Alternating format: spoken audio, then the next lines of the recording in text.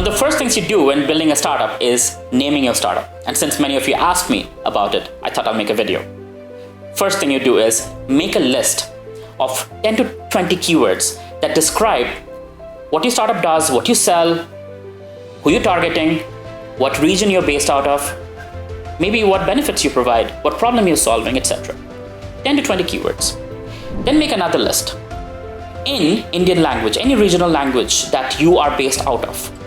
If you're based out of the North India, it might be best to do Hindi, since it's mostly Hindi speaking. If you're in Southern India, then whatever region you fall under. And have equivalent keywords in that list. Now go to GoDaddy.com and then start searching these combination of keywords. Now what happens is if it's a 100% English keyword, then you might find a long URL that you can buy and that people cannot remember very easily. But short URLs are mostly expensive or taken. But if you combine English and a regional language, then what happens is it is not only relevant for your customers that they connect with it, that, oh, this is an Indian company. It is also easier to find a URL because it's unique, a combination of English and your regional language keyword. Once you've found the keyword, then go to the trademark database and search if somebody else has a trademark on that name. For example, if you're a speaker manufacturer and you found the URL xyz.com, go to the trademark database and figure out, is there anybody owning XYZ manufacturing, XYZ speakers, or XYZ anything? Now, if they're not in your category of business, you're still okay.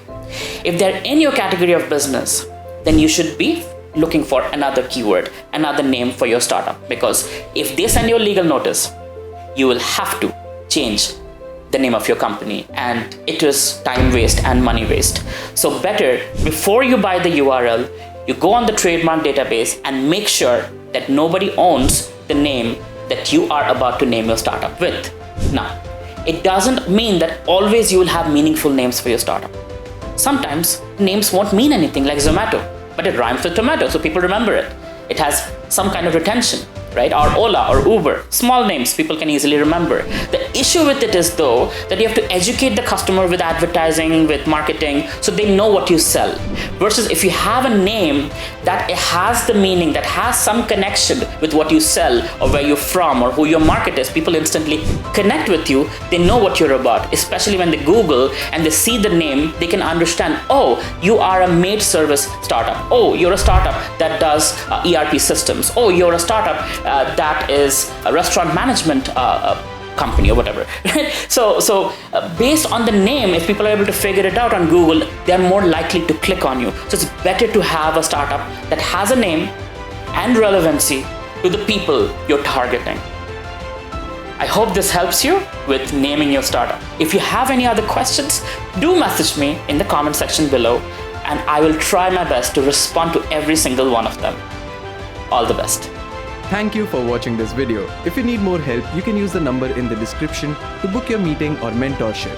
Just call or DM on WhatsApp to book your slot.